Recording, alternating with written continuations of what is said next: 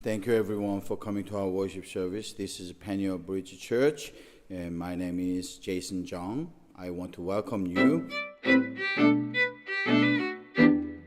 We'll be looking at Hebrews chapter 2, verses 1 to 4. Very short passage, but very important passage. Hebrews chapter 2, verses 1 to 4. I still remember the very first sermon that I ever preached. I don't know how many years now. I was in New York City. I was serving the rescue mission, so-called homeless ministry. So we were serving 200 to 300 people every night in this homeless shelter. One of the oldest shelters that I know, if I'm correct, it is the oldest homeless shelter in whole United States of America. There was a New York City Rescue Missions. That's where I served for every winter. One night, the chairman of the facility asked me to preach. I did not know why until this day, but I felt grateful. At the same time, I was very, very afraid because it was my very, very first ever sermon. I wasn't a pastor at that time. I was a theology seminary student, and this was the passage that I still remember. This is the passage that I preached for the first time in my life in front of people. And if you know the passage, you will understand why it was so powerful. I'll read it to you. Therefore, we ought to give the more honest heed to the things which we have heard, lest at any time we should let them slip. I had to remind them with this passage that how shall we escape if we neglect such a great salvation?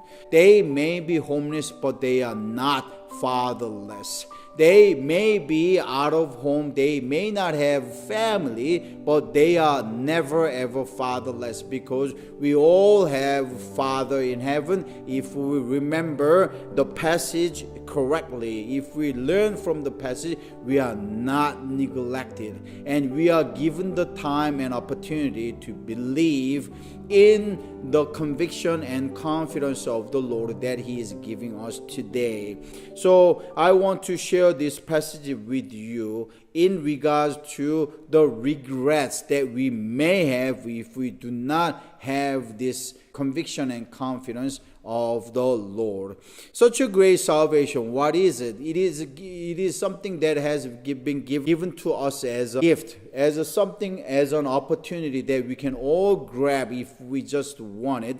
But if we choose not to accept it, it will not be a gift, but it will remain as a regret. Speaking of regret, I remember reading a book called Top 5 Regrets of the Dying.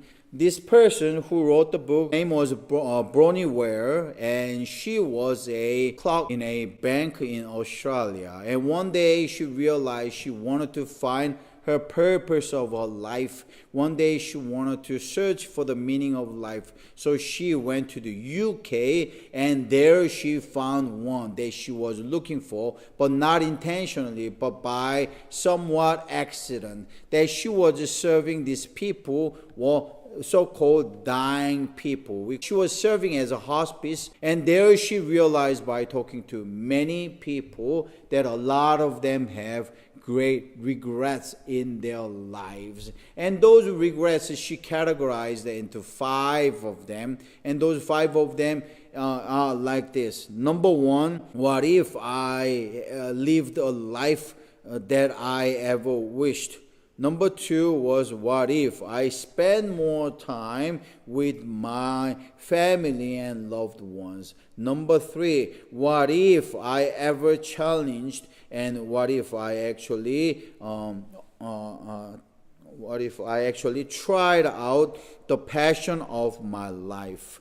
Number 4, what if I was more honest about my feelings? And number 5, and what if I took what if I took the given opportunity for happiness? That was the major 5 regrets that she categorized of the dying people. And if you notice those 5 things, you will immediately understand that those regrets are not only for those people who do not have the Lord, who are not Christian, but many of the Christians may confess the same issues, may say the same thing when they were dying. So how can we make our living and make our life more meaningful, make our life non-regretful? Although this book talks about those regrets and how we can prevent them, it does not provide it does not provide any eternal salvation, eternal guarantee like the Bible gives us. And now let us go back to this passage of verse 1. Therefore, we ought to give more honest heed to the things that we have heard. So if you don't want to live the life of regret, what you need to do is you and I need to heed to the things what we have already heard. It is not the things that we have watched. It is not the things that we learn from watching something, getting something, and experienced something, but it is something that we read and heard only from the scripture. The scripture is the things that we have heard. Many times what we do is we try to stay away from those things. Why? Because we think it is difficult. Why? Because we think it is slow. The scripture would not be fulfilled in a short period of time. Why? Our desires and our demands are much stronger and imminent. But if you know, we are given a certain time that only the Lord knows. Even though all the things may come on us, even if we try as hard as we can, we try to gather all our resources to solve all our problems, many times, oftentimes it does not solve. It has to be solved by something that out of our reach. If we are in a deep trouble, those deep troubles will not be escapable unless we were given any miraculous power to save us, rescue us from those troubles, and which can only be given by the Lord. So what we need to know is if we are given a choice to choose to something for the Lord and something for ourselves, even if it may seem slow and tedious, we always ought to choose what the truth tells us to do. So if you read verse 3, now we realize, how shall we escape if we neglect such a great salvation?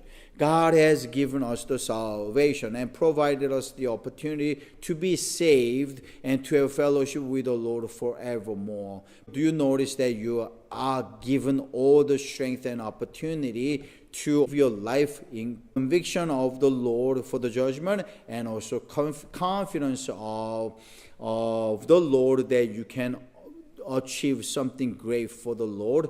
Or are you living in a life regretful, that someday you may face the judgment and think, I should have, what if I have done so and so? Or which way ever you choose, it is up to you. But scripture is very plain and clear that God has given us the grace to choose the former, so we can live the life without any regret, and we can live the life for the Lord.